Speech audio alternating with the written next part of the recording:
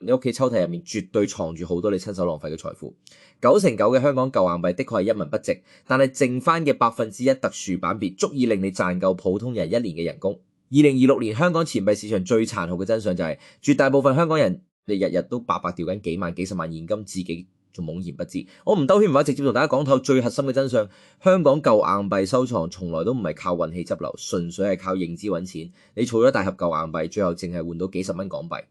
唔係因為冇值錢貨，而係你睇唔懂行內資訊差，將天價真品當普通零錢亂咁掉亂咁送人，甚至俾人用毀。今日呢條片我用全港最貼地最真實完全對應2026最新拍賣行情嘅內行邏輯，徹底撕開香港舊硬幣嘅暴利內幕，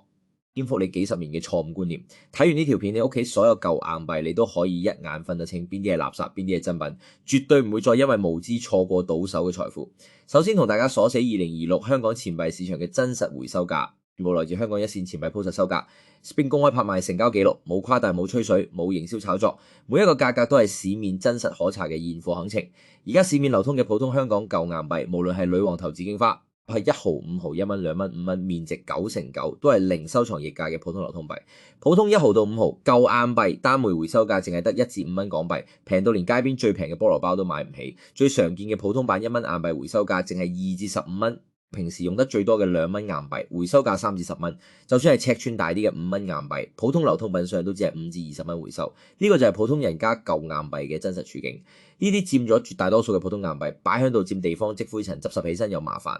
賣出去又揾唔到幾多錢，只係比原本面值少少高咗少少，完全冇收藏價值，冇升值空間呢，亦都係好多人儲咗10幾年一大鐵盒舊硬幣，滿心以為可以換大錢，最後先得幾十蚊零錢，落差超大嘅真正原因。但係我今日要講，淨係資深藏家同內行先識嘅暴利真相，會徹底顛覆大家嘅認知，就係剩翻嘅1%小眾版別、特殊年份、頂級品相香港舊硬幣，價值高到超乎你想象，足以拉開普通人同識貨人嘅貧富差距。2026年4月香港 Spring 春季拍賣會全部係公開可查嘅真實成交記錄，冇水分冇托價。一枚1867年維多利亞1元銀幣，歷經百年保存落嚟，最終成交價鎖定95000蚊人民幣。一枚1941年有利銀行5蚊紙幣，更加以211200蚊人民幣高價落錘。好多人下意識覺得紙幣貴好正常，硬幣面值細一定唔值錢。呢個係最大嘅外行誤區。事實上，硬幣嘅天價紀錄比紙幣更加誇張，更加顛覆認知。一枚保存完整、零磨損、零氧化嘅1866年維多利亞女王1蚊銀幣。2026年高端收藏市場拍賣價穩穩突破60萬港幣，而大家家家戶戶都有可能揾到睇落平平無奇嘅1997香港回歸紀念5蚊洋幣。而家專業收藏市場權威估值已經超過80萬港幣。最扎心最體現資訊差暴利嘅一點就係，真正值錢嘅天價硬幣從來都唔係大家以為嘅大面額古老幣種，反而係啲人人忽略隨手掉用完就棄嘅細面額零錢。呢個先係普通人最容易執落嘅賽道。大面額稀有幣存量極少，普通人根本冇機會接觸，反而係不起眼嘅細零錢藏住最多暴富機會。好似1983年嘅1毫硬幣，當年流通嘅時候係市面最細最不起眼嘅零錢，冇人會特意收藏，冇人會當寶貝，用完隨手就擺埋一邊係常態。但係去到2026年，市場行情徹底反轉，一枚保留原廠光澤、從未流通嘅全新1986年1毫硬幣，市場價直接去到3000至5000港幣。肯使少少錢送去專業機構評級，攞到 NGC MS 6路高分。呢枚面值淨係0.1蚊港幣嘅細硬幣，單枚參考價直接飆升到11000港幣左右。10幾年前隨手掉嘅一枚細零錢，而家可以換一部高端電子產品，升值10幾萬倍。呢個就係認知差帶嚟嘅極致暴利。仲有一枚超好執漏、極低翻車率、人人都可以自查嘅黑馬幣種，就係1995年凹槽邊翅版2蚊硬幣。9成9嘅人分唔出1995普通2蚊同凹槽試驗版嘅區別。全部撈亂當普通零錢存放，使用兌換白白錯失天價財富。普通995 2蚊硬幣就係面值2蚊嘅普通流通貨零溢價嘅，但只係稀缺凹槽邊齒試驗版，兼且品相完好，未曾流通，市場價即刻飆升到5000至8000港幣。高端拍賣會上完美無瑕嘅極品版本，曾經突破3萬港幣成交，利潤空間非常誇張。講到呢度，我希望大家徹底清醒，擺脫幾十年嘅錯誤觀念。香港舊硬幣市場根本冇越老越值錢，有女王頭就值錢呢啲外行講法。成個市場只係極度兩極分化，優勝劣汰，一模一樣嘅外觀面值女王頭像，普通流通磨損品，一文不值，特殊版別，頂級品相就可以拍出天價。外行淨係識睇表面，睇新舊，睇面值，睇有冇女王頭，內行從來唔睇呢啲虛嘅。呢睇4個核心維度，呢4個維度就係普通人零入門靠舊硬幣認知套利嘅終極密碼，亦都係我今日毫無保留拆解俾大家嘅頂級乾貨。喺正式拆解4大核心判斷維度之前，我首先同大家講透香港幣圈供應嘅硬通貨，零泡沫穩升值嘅頂級執漏標的，都係普通人最容易揾到性價比、最高風險最低嘅天價幣種。1941年喬治六世一仙銅幣，只要你屋企揾到呢枚睇落殘舊毫不起眼嘅細銅幣，無論品相好壞都要恭喜你。你無意中揸住一筆巨款，千祈唔好隨手掉，千祈唔好攞去銀行兌面值，呢啲都係資深藏家真金白銀虧出嚟嘅血淚教訓。呢枚銅幣嘅天價價值完全係真實歷史造就嘅絕對稀缺。冇人為炒作，冇市場泡沫，冇網紅營銷，係香港股幣市場幾十年最抗跌、最保值、夜價最穩定嘅硬通貨。行情只升唔跌，從來冇試過崩盤大跌。1941年正值二戰最激烈嘅階段，日軍佔領香港前後，為咗大量生產戰爭彈藥，喺全港瘋狂搜刮民間流通嘅銅製硬幣。當年市面流通嘅成噸一仙銅幣全部被集中熔毀銷毀，絕大部分幣種從此消失喺歷史入面。根據英國皇家造幣廠存檔記錄，香港官方鑄幣數據顯示，1941年喬治六世一仙銅幣原始鑄造量高達500萬枚，喺當年嘅流通幣體入面只係常規發行量，並唔算稀少。但經過戰時熔毀、民間流失近百年嘅自然損耗同人為丟棄之後，能夠完整保存到今日，品相相對完好，冇嚴重破損氧化嘅幣種已經寥寥無幾，屈指可數。佢同而家好多炒作出嚟嘅紀念幣、網紅藏品完全唔同，佢唔係人為賦予價值，係實打實嘅戰爭幸存者。每一枚流傳落嚟嘅1941年一仙銅幣都係二戰香港歷史嘅實物見證，承載住獨一無二嘅時代印記。呢種歷史賦予嘅不可複製、不可再生嘅稀缺性係所有網紅炒作幣種永遠比唔上嘅。所以無論錢幣市場行情點樣漲跌、泡沫點樣破裂、網紅幣種點樣崩盤，呢枚銅幣嘅價格幾十年穩步上漲，穩居香港珍稀硬幣榜單前列，係圈內公認嘅避險保值神器。我同大家更新2026年最新最精準嘅一線行情，人人都可以直接攞住自己硬幣對照自查，零虛高零水分。經過 PCGSC 專業評級達到 AB5 優良分數嘅1941年一仙銅幣，而家市場估價穩穩係數萬港幣級別，普通冇磨損、整體完整嘅未流通品相。市場價穩定喺8萬至15萬港幣。如果係零或行零氧化、細節完整、完美保存嘅極品品相，歷史最高拍賣紀錄高達18萬港幣。更加有說服力嘅係2023年10月高端專場拍賣紀錄，一枚品相上乘、細節完好嘅1941年喬治六世一仙銅幣，最終成交價達到28萬人民幣。就算係輕微磨損、品相普通嘅流通舊品，冇經過專業評級、冇極品品相加持，都可以輕鬆賣到10幾萬港幣。一枚細細嘅舊銅幣，以碾壓市面9成9嘅金銀紀念幣，呢個就係歷史稀缺性嘅絕對力量。我再三提醒各位海外華人收藏新手，尤其係屋企有祖輩遺留舊零錢、舊鐵盒、老物件嘅朋友，一旦揾到呢枚1941年一仙銅幣，絕對唔好犯低級錯誤，唔好攞去銀行兌面值，唔好隨手洗掉，唔好為咗睇落乾淨去拆細拋光，唔好自己打磨翻身。太多人因為唔識呢個資訊差，將價值幾十萬嘅歷史珍品當成爛銅爛鐵亂咁處理，親手送走可以改善生活盤活積蓄嘅巨款。呢種遺憾同虧損，日日都喺香港、內地、海外華人圈子上演。講完呢枚頂級標杆幣種，我正式拆解決定所有香港硬幣價值嘅4大核心維度，徹底解答大家所有疑惑。點解百年老幣一文不值，幾十年嘅新幣可以拍出天價？點解一模一樣嘅硬幣價格可以相差百倍、千倍？點解別人可以執漏暴富，你永遠淨係識踩坑？呢4個維度層層遞進，環環相扣，缺一不可。徹底學識就係內行，學唔識就永遠被市場收割，執唔到真正嘅流。第一個維度年份。呢個係全網最大嘅收藏智商稅，普通人最容易踩嘅大坑。我直接同大家講死，結論顛覆你幾十年認知，錢幣收藏圈根本冇越老越值錢。呢句話，呢句係專門氹外行收割新手嘅最大謊言。判斷硬幣價值，年份只係最表面、最無關緊要嘅參考，絕對唔係核心標準。就算係一枚200年歷史嘅古幣，只要當年鑄造量巨大、傳世量泛濫，人人都輕易揾到，放到而家都係一文不值、零收藏溢價。相反，一枚只係幾十年歷史嘅近代硬幣，只要傳世量極少、流通損耗極大、品相保存完好，隨時可以碾壓百年老幣拍出天價。呢個就係點解有人儲一大堆百年舊幣，最後分文不值，內行隨手一枚細零錢就可以暴富嘅核心原因。最直觀嘅例子就係1985年1毫金幣，佢可以破1萬港幣高價，核心原因絕對唔係年份老，而係極致稀缺。呢枚硬幣當年鑄造量有2400萬枚，喺當年嘅零錢體系入面只係普通數量，本嚟唔稀缺，但因為佢係超細面額，民間流通頻次極高，轉手次數極多，磨損速度極快，幾十年流通落嚟，絕大部分都被磨損遺失銷毀，可以完整保存保留原廠光澤零瑕疵嘅極品品相，少之又少，極致稀缺嘅存量先係佢漲價嘅唯一真相，同年份完全無關。由而家開始徹底摒棄老幣就值錢嘅錯誤觀念，你先至真正入門錢幣執漏。第二個維度版別，呢個係最考眼力內行專屬嘅頂級暴利資訊差，9成9嘅普通人完全睇唔出，直接忽略，亦都係大家錯過暴富機會嘅最大原因。好多人一世都唔知同年份同面值外觀一模一樣嘅硬幣，淨係因為鑄造工廠模具版本唔同，價格可以相差10幾倍甚至上百倍。有時幣面淨係多一個細字母、一個小點、一絲細微紋路差異，價值即刻由幾蚊港幣飆升到幾千上萬。呢個就係外行睇唔懂，內行靜靜揾大錢嘅內幕。我舉一個人人都明，家家都有可能遇到嘅真實案例。1971年香港1蚊硬幣係市面最常見、流通量最大、普通人屋企存量最多嘅舊硬幣。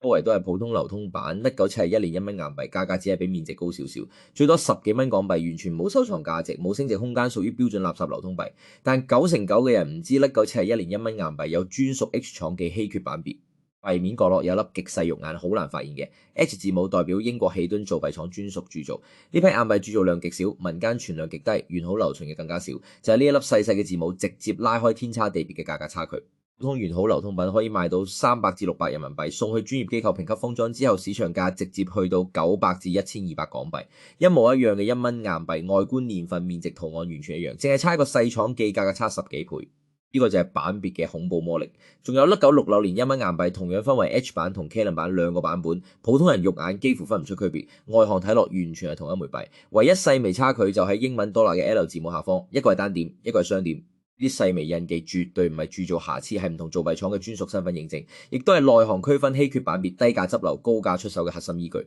無數新手將呢啲稀有版別當普通零錢調換市，就係因為睇唔懂細微差異，白白錯失唾手可得嘅暴利。第三個維度品相，呢個係錢幣收藏圈最殘酷、最顛覆認知議價差距最大嘅核心因素冇之一。圈內有句永恆鐵律：品相為王，品相決定價格上限。無論年份再好，版別再稀缺，存量再少，品相崩咗有磨損、有清洗、有氧化瑕疵，呢枚硬幣即刻報廢，一文不值。相反，就算年份普通、版別常見，只要保留頂級原始品相，隨時可以力集成天價真品，碾壓大部分稀有幣。品相帶嚟嘅價格差距誇張到你唔敢信。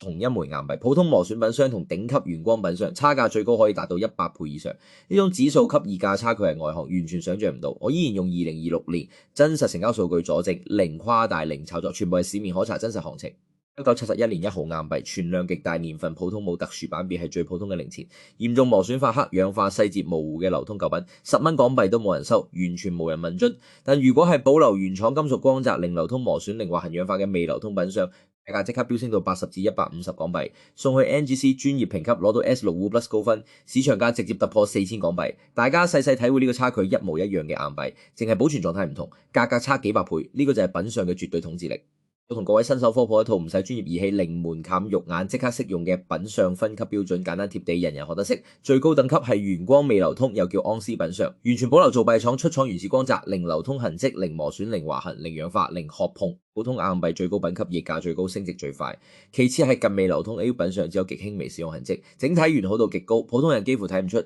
瑕疵依然有不足收藏業界。再落去係流通美品 XF 品相，細節清晰完整，但有明顯流通磨損。基礎收藏價值，但溢價有限。最差就係流通普品幣面模糊、磨損嚴重、發黑、氧化、細節大面積缺失，基本零收藏溢價，只可以按面值流通。大家一定要記住呢個規律：硬幣品相嘅溢價唔係線性增長，係指數級跳躍。近頂級品相，溢價翻倍越快，利潤越高。再同大家講一個內行先識嘅關鍵詞：車輪光。所謂車輪光係硬幣開廠時高壓壓製形成嘅環狀原始光澤，係全新硬幣專屬特徵，亦都係判斷原光品相嘅核心標準。普通年份、普通版別嘅硬幣，只要可以保留完整完美嘅車輪光，收藏價值即刻直接翻倍。好似1973年大餅1蚊硬幣，普通流通品相只係65至350港幣，行情平平，升值空間有限。但只要保留完整車輪光品相達標，零人工處理痕跡，單枚價格直接鎖定380港幣以上，議價大幅提升，收藏檔次直接升級。好多內行專門低價收大車輪光嘅普通硬幣，就係靠呢個細微資訊差穩穩套利。講到品相，必須講一個所有人都踩過虧損最慘重嘅致命大坑，係無數藏家真金白銀虧出嚟嘅血淚教訓。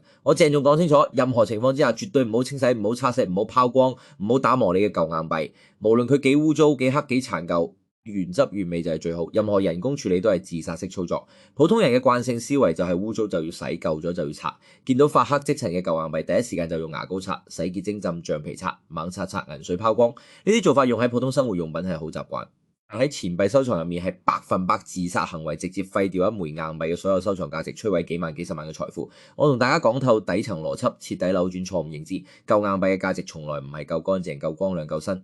而係原汁原味、原生狀態自然歲月痕跡。硬幣出廠後幾十年自然形成嘅包裝沉澱色澤輕微磨損痕跡，係時間留低嘅獨一無二印記，亦都係專業機構鑑真評級定價嘅核心依據。你好心擦拭、清洗、拋光、打磨，本質就係人為破壞硬幣原始狀態，拆掉珍貴五彩包裝，磨走原生光澤損傷幣面紋路，直接摧毀所有收藏溢價。NGC PCGS 頂級評級機構檢測非常嚴苛，只要查到硬幣有宣洗、拋光、人工擦拭、翻新痕跡，即刻標注 clean 清洗幣，輕則大幅扣分議價，暴跌80%以上，重則直接拒絕評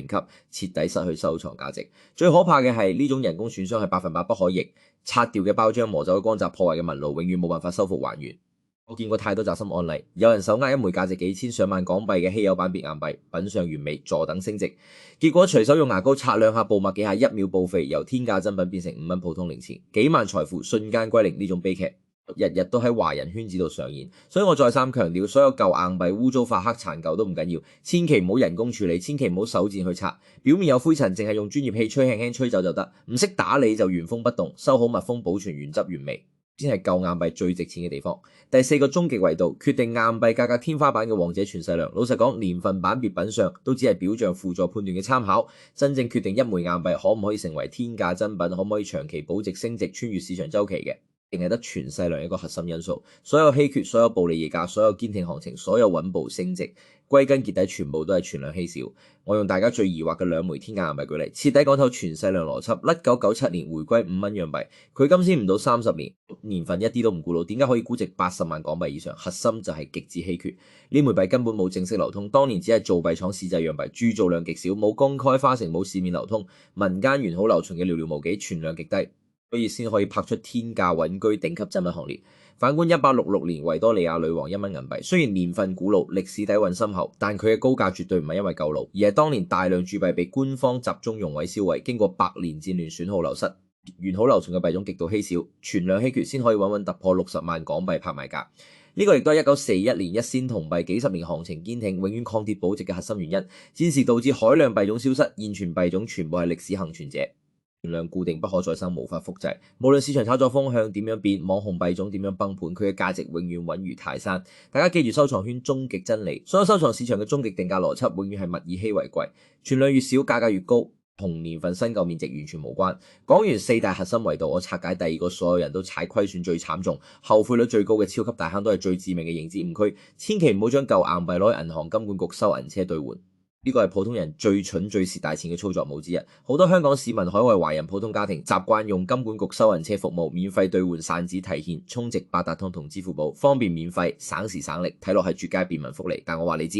呢個服務嘅本質只係回收流通零錢，盤活貨幣循環，完全唔識別、唔承認、唔評估任何收藏價值。喺銀行系統收銀車機器嘅邏輯入面，所有硬幣淨係有面值區別，冇版別差異，冇品相等級，冇稀缺度，冇收藏溢價。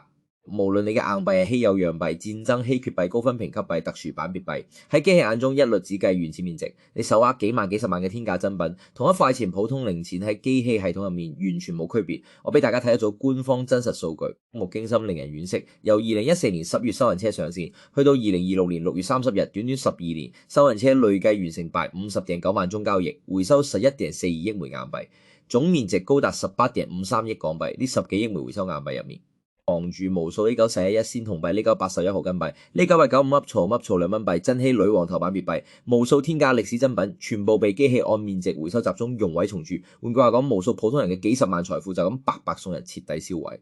全程懵然不知，你枚拍賣價3萬港幣嘅1995噏曹2蚊幣，喺收銀車眼中只值2蚊面值；你枚10幾萬港幣嘅1941一仙銅幣，喺銀行櫃台眼中只值0.1蚊面值。認知差帶嚟嘅巨額虧損，往往就係一瞬間嘅無知選擇。一念之差，幾十萬財富即刻歸零。去到2026年嘅今日，呢種扎心案例日日都喺上演。有人執屋整理祖輩遺留舊鐵盒，隨手揾到2枚稀有版別硬幣，揾專業錢幣行家估價出手，即刻成交32萬港幣，輕鬆暴富套利。但有人手握一模一樣嘅珍稀幣種，唔識行情、唔識價值、唔識避坑，隨手攞去收銀車兌換32萬港幣嘅天價財富，即刻變成32蚊散紙。一念天堂，一念地獄，差距只係認知高低。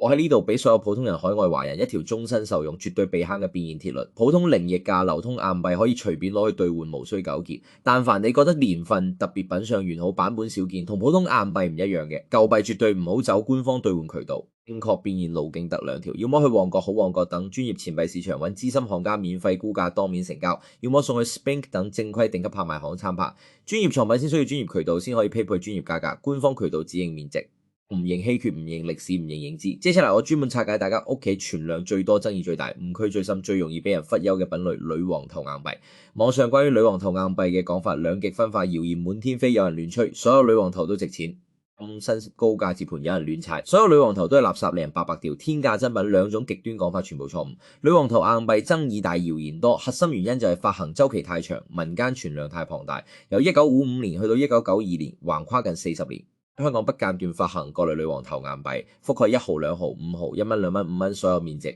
發行量海量，流通極廣，家家都有，普及率極高，所以絕大部分普通年份、普通版別磨損嚴重嘅女王頭硬幣，的確零收藏議價、零升值空間，只係普通零錢1毫至5毫，普通流通品1至5蚊、1蚊、2至15蚊、2蚊、3至10蚊、5蚊、5至20蚊，完全唔值得收藏，唔值得囤積。呢個都係好多人囤一大堆女王頭硬幣最有血虧嘅核心原因。囤嘅全部係冇價值嘅普通流通貨，但喺海量普通幣種入面隱藏住一批極度稀缺、議價恐怖、普通人急易執漏嘅超級黑馬。小眾版別、特殊年份、頂級品相嘅女王頭硬幣，夜價可以翻幾百上千倍。其中門檻最低、最容易執漏、性價比最高嘅就係藏圈公認嘅女王頭四小龍，全部係不起眼嘅。細面額1毫硬幣都係大家抽屜舊鐵盒儲物箱最容易揾到嘅寶藏幣種。第一隻1967年首發版1毫硬幣。呢個係女王頭1毫硬幣嘅首發年份，擁有獨一無二嘅首發紀念意義，同時代標誌性收藏底蘊足，市場認可度極高。普通流通品相價值一般，議價唔高，但只要啱先未流通、零磨損、零氧化嘅靚品相，市場價穩定喺300至500港幣，辨識度高，真假易分，新手零門檻，執漏穩賺不賠。第二隻1971年高管版1毫硬幣係四小龍入面升值潛力最大、差價最誇張、性價比最高嘅品種，普通未流通品相80至150港幣。看似利潤有限，但只要妥善保存，送去專業評級，攞到 M16 Plus 高分，價格即刻暴漲到4000港幣以上，差價幾十倍，妥妥低門檻高回報嘅執漏神幣。第三隻1986年尖官版1毫硬幣，亦即係圈內大名鼎鼎嘅金幣，